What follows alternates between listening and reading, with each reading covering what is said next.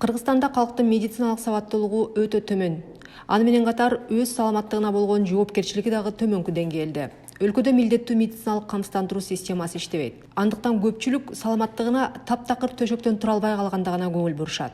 Биз өзүбүз ден соолугубузду карабайбыз. Бул эң биринчи себеп. Эч кандай жанагы алдын ала врачка барып, өзүбүздү карап, спорт менен ушукпайбыз. Биз бир жерибиз ооруп калганда эле дарыгерге чуркайбыз. Бул туура эмес да. Бир жолу бир жылда анализдерин тапшырып, өзүн текшерип туруш керек киши. Анткени көп оорулар биринчи убакта өзүн билгизбейт да. Акырын жүрө берет. Анан катуу ооруп баштаганда эле биз түшүнөбүз, ушунда врачка барыш керек экен деп. Биз өзүбүздүн дене биз жөнүндө мындай жалпы маалыматыбыз жок. Чынын айтсам, кээ бир учурлар болуп калат. Боору кайсыл жерде жайгашканын эле билбеген учурлар болот да. Бирок ошол эле маалда кыргыз коомунда дары ичүү, болгондо дагы күчтүү дары-дармектерди кабыл алуу адаттагы көрүнүш.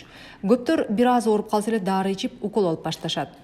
Менимче бул жерде биздин элибиз, кыргыз элибиз ушунчалык дарыга бир нерсеге ишенип калган, что мындай бир кандай десем, волшебный палочкага окшоп эле ошо даарыны ичсе эле жакшы болуп калат деп ойлойт да. Бизде медицинада ушундай бар, ар бир дары бул уу. Анын уусу уу болобу же дары болобу дозасына жараша болот да. Биздикилер башка бирөөдөн эле угуп, мынчадан мынча сайып атыптыр, 2 жолу, 3 жолу, анан 1 флакондон 2 флакондон деп эле алышып атпайбы? Мисалы, ангина менен пневмонияны бир эле антибиотик менен дарыласа болот. Бирок анын дозасы алмашат да. Ангинада кичирээк болот, пневмонияда көбүрөөк доза болот. Маселени акча менен чечип үйрөнүп калганбызда. Мисалы үчүн бир нерсең жок болсо, сен акча бересиң, ал бир нерсе сатып аласың, маселе чечилди. Ооруга деле мамилебиз ошондой. Бизде мисалы үчүн акчабыз бар, миллиондогондой мисалы үчүн. Ооруп калсаң, ошол акча чечет деп биз ошол акчага эле таянып, жана биз баягы бир нерсеге таянып үйрөнүп калганбыз да. Себеби мындай биздин организмибиз өзү күрөшүп кетет деген ой такыр жок. Дагы бир чоң проблема бул адамдардын жоопкерсиздиги. Медициналык билими бары деле, жогу деле бири-бирине кеңеш берип, тигил же бул дары-дармекти ичүүгө үндөйт. Мага деле калп айтпасам бир 10 адам антибиотик ичип айтты да, жөн эле профилактика түрүндө деп. Эле баары эле сен компьютерный томография өттүңбү деп сурай берсе, анан акырында ойлоп калат экенсиң да, эмнеге мен өтпөдүм депчи. Эмнеге баягы биринчи толкунда компьютерный томографияга кезек күтүп калгандардын бир себеби ошол керек болсо да, керек болбосо деле түшкөн учурлар көп болду да. Ассаламу алейкум достор. Сиздерге аябай сонун жаңылыгыбыз бар. Кудайым буйруса, COVID-19 дарылоонун жолун тапты. Ал көрсө кадимки эле пайгамбарыбыздын сүннөтү хиджамада экен. Бул белгилүү эстрада ырчысы Курал Чокоев. Анын Инстаграмда 339 000 катталуучусу бар. Ал коронавирустан кан алдыруу менен айыкса болоорун элге жарыялаган. Ырчылар чыкты, баягы хиджама жардам берет экен депчи. Бирок ал бейтапта өнөкөт оорулары барбы жокпу, бейтап аны көтөрө алабы, көтөрө албайбы, аны эч ким алар билбейт да. Мисалы үчүн, эгер өнөкөт оорулары болсо, кан чыгарам деп, ошол кан токтобой деле өлүп калышы мүмкүн да. Ошондой чоң мындай залалдыктар келип атты да. Пандемия маалында бул өңдүү медициналык кеңештерди бергендер четтен чыкты. Баары бири-бирине дарыгер болуп, ал эми травматологдор, вирусолог, пульмонолог болуп кетишти. Дагы бирлери элдик дарылануу ыкмаларын сунуштап, маскага спирт чачуу керектигин айтса, экинчилери вируска майлуу сорпо менен арактан өтөөрү жок деп кеңеш беришти. Спирт 1-2 мүнөттүн ичинде эле тарап кетет. Андан кийин бул жөн эле суу менен киши жүрүп калат да, бул туура эмес. Маска суу болгондо бул вирусту көбүрөөк өткөзөт. Ошон үчүн маска кургак болуш керек. Жанагы спорт убактында да ошон үчүн масканы чечкиле дейт да. Аракты дарылар менен кушкону болбойт. Анткени биз ошол дарылар, антибиотиктерди берип атканда, башка дарыларды берип атканда өпкө боорго чоң нагрузка болот. Ошон үчүн биз айталы ичпегиле, мындай көп майлуу тамак жебегиле, ооруп атканда чоң нагрузкасын азайтабыз депчи. Экинчиден, арактын да көп зыяны бар өзүнүн биздин организмге. Иммунитети дагы ал басымдашы мүмкүн, чоң дозировкада болсочу. Мунун баары медициналык сабатсыздыктын жана анын кесепетинен келип чыккан жоопкерчиликсиздиктин ачык мисалдары. Көптөр жардам берем деп зыян кылып жатканын түшүнүшпөйт. Дарыларды айтып же салттуу эмес медицинаны сунуштаган ар бирөө ушул өлкөдөгү болгон чоң апаатка өзүнүн бир жоопкерчилигин тартат деп эсептейм. Ал менен бирге медициналык билими болуп, бирок ошол эле учурда соода менен тамагыңарды чайкагыла жана башка деген ыкмаларды айткан медицина кызматкерлери, ал тургай мындай белдүү белгилүү профессорлордун айтканы дагы чоң бир артында жоопкерчилик тартыш керек деп ойлойм. Жардам берем деп ойлогондуктан зыян кылып койгон учурлар деп ойлойм да.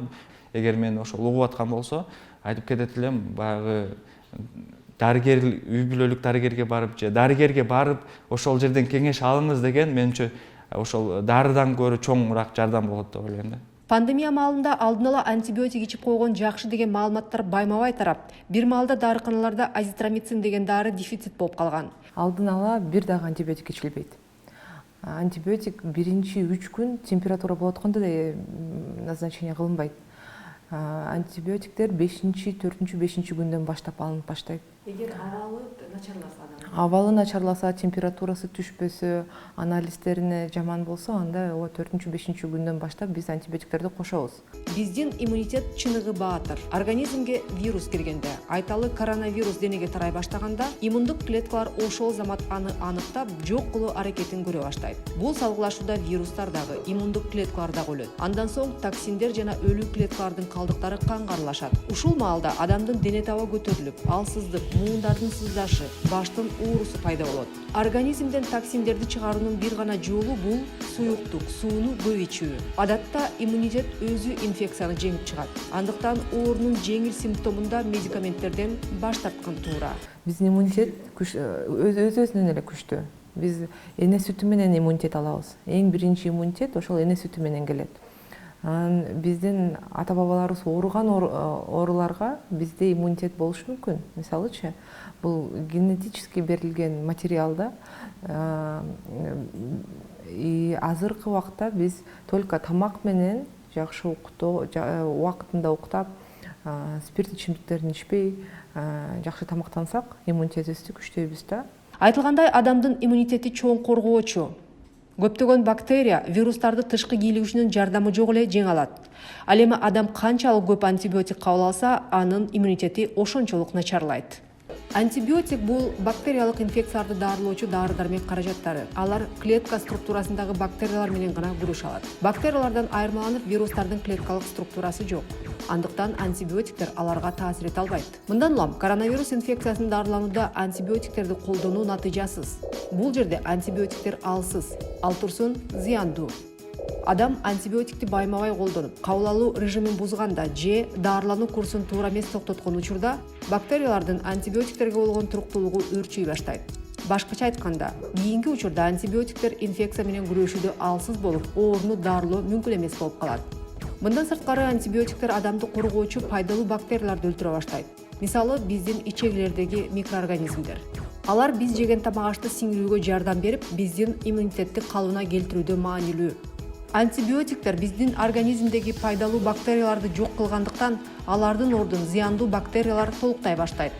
Бул ичөткө алып келип, иште кандайдыр бир ыңгайсыздыктарды жаратат. Антибиотиктер көбүн эсе аллергиялык реакцияга кептейт. Дем алуу органдарына чейин козгоп, бул адам өмүрү үчүн кооптуу. Мындан сырткары оооттуу кедергиси дагы тийиши ыктымал. Мисалы, антибиотиктердин кээ бирлери угуу жөндөмдү начарлатып, же болбосо байланыштардын үзүлүшүнө алып келет. Чын эле туберкулез бизде көп, Кыргызстанда. Ковидтен кийин көбөйөт. Анткени көп антибиотиктерди биз алып койдук.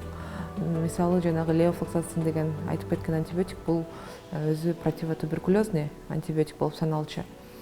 Азыр ковид убагында көптөр колдонуп койду, эми алар туберкулез менен ооруса дагы левофлоксацин жардам бербейт аларгачы.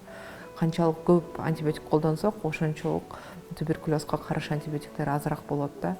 1-2 айдын ичинде биз ошол эң жакшы туберкулезго жардам берген антибиотикти списоктон уже чыгарып алдык. Анын эффекти эмкиде болбойт. Мен кече жакында эле бир баягы чет элдик маалыматтардан окудум статьяны. Ал жерде айтат, 2050-жылы бир эле жөнөкөй эле бактериядан 10 миллиондогон адам өлүшү мүмкүн бир жылда. бул демек бул нерсеге биз бара жатабыз да. Бул азыркы жасап жаткан кыймыл аракетибиз менен баягы контролдуу жок да. Мисалы үчүн антибиотиктердичи митрид, мисалы үчүн левофлоксацин же там мерапенеп, бул антибиотиктин эң жогорку деңгээлдеги, андан кийинки антибиотиктер жок да. Эгер ошону азыр ден соолугу жакшы таза адам кабыл алса, анда бир 5 жылдан кийин ооруганда жүрөк башка бактерия кошулуп калса, ал ошол учурда ошол антибиотиктер жардам бербей деле каза болуп калышы мүмкүн. Ошондуктан бул чоң кесепеттерге алып келиши мүмкүн. Ал эми иммунитетти көтөрүү үчүн дарыгерлер алды менен туура тамактанып жана такай спорт менен машыгуу керектигин кеңеш беришет.